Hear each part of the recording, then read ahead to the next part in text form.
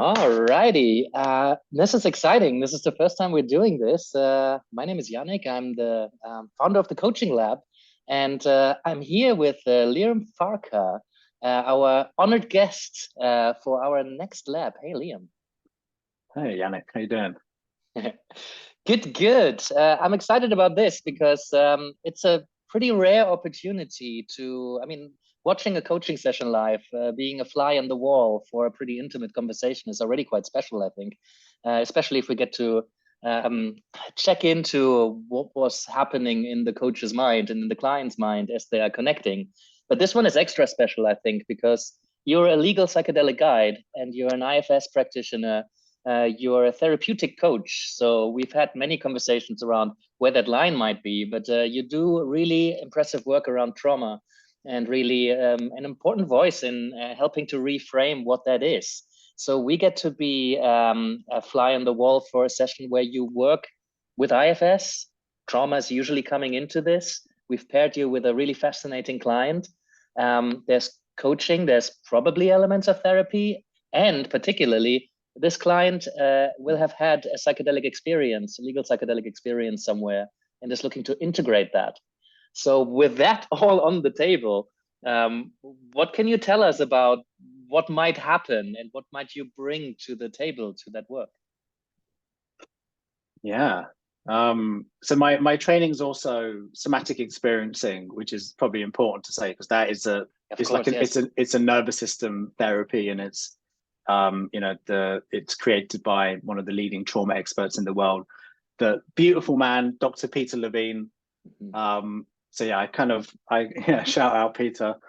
So yeah, I combine it mostly, somatic experiencing and IFS, and mindfulness practices and all sorts of things, Jungian psychology, Grothian psychology, to my work.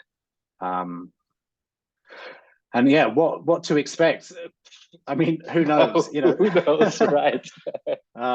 What I love about both internal family systems and somatic experiencing is that they're innately inner healer models. So, I often say to my clients, curiosity is the superpower, and I really try and instill that and have them embody that as well. So, and I need to embody that too. So I need to always be coming from a place of self, place of no judgment, no agenda, of expansive curiosity, and just really follow it. So if we work with the IFS model, it's really just about helping the client to connect with their self, and the self, the big S self. It's hard to define. We should mention IFS is internal family systems. Richard Schwartz's work is part of the multiplicity model, right? That there's many parts, many selves within us. So working with these different parts, I find it fascinating how with the IFS model, you can help someone speak to their individual parts or have individual parts talk to each other and really create a relationship there and bringing out voices that may have sometimes been suppressed for years or decades. So who knows what's going to happen once we start a dialogue across our multiple selves. And I find that fascinating how we can apply that in the coaching room.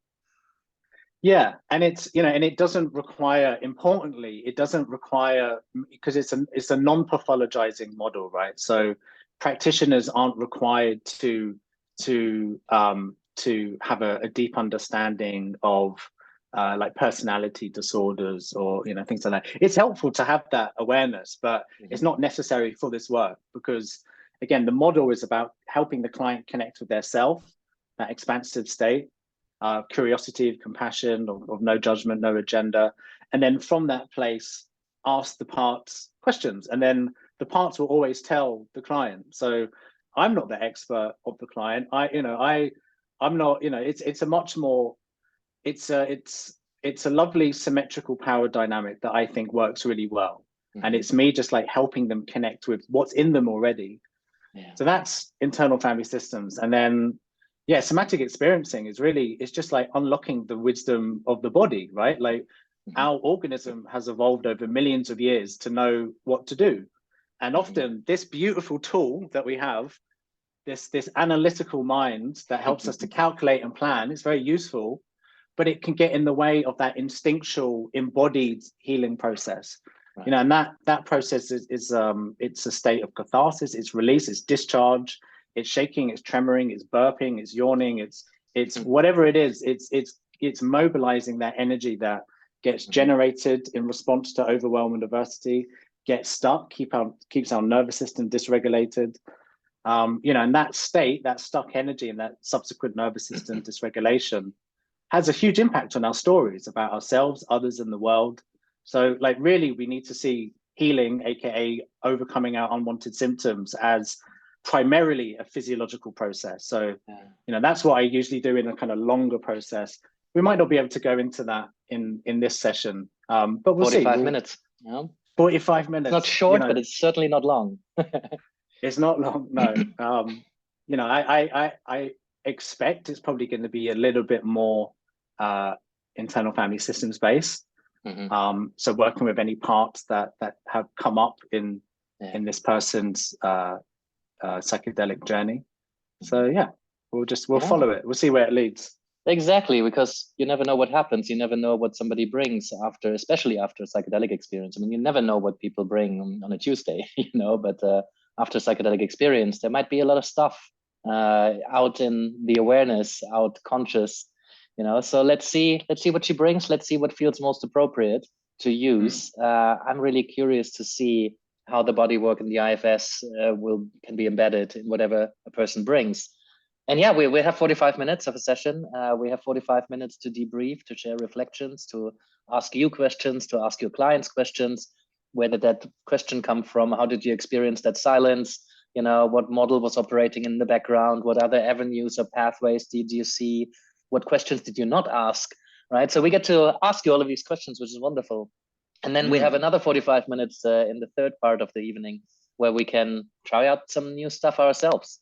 Right, there'll be experimental breakouts and triads, and you may or may not be there for that. I know often guests wave their goodbyes and bring the kids to bed or catch up some sleep or eat. But we'll have a 3-hour event, and people are encouraged to, you know, try out something new. What would it be like to ask a body-focused question? You know, there are 2 parts. Might I, you know, do some dialogue between them? So I'm curious about what's going to happen. Excited about the event. Anything else you want to say, Liam, about like something that might get people excited about it? Because I'm so excited about it. I'm not sure if you can tell, but you know, if people needed anything else but my experience, is there something else you could say? Yeah, well, I mean, I think like both somatic experiencing and IFS, they're such beautiful models, and they're kind of, I guess they're newer alternatives to like conventional talking therapeutic approaches. And interestingly, they don't require a psychotherapy degree to do them. So it might be interesting to anybody who wants to get into, and they're both SE and IFS. You know, one of the many reasons why I went down this direction. So they're communities that are very have been embraced by the psychedelic world. So they are very quickly becoming popular alternatives to like more conventional talking therapies.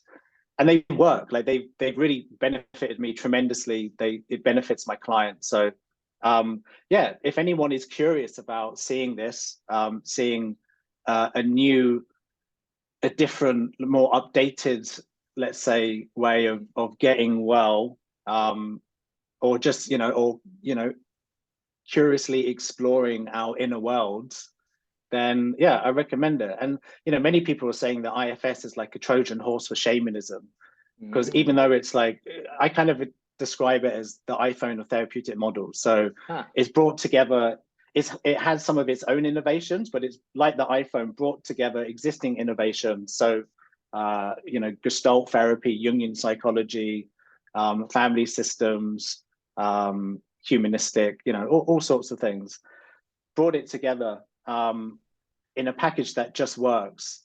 And yeah, and it's you know, it's got these, you know, psychological principles underpinning it, but also very spiritual ideas and shamanic ideas.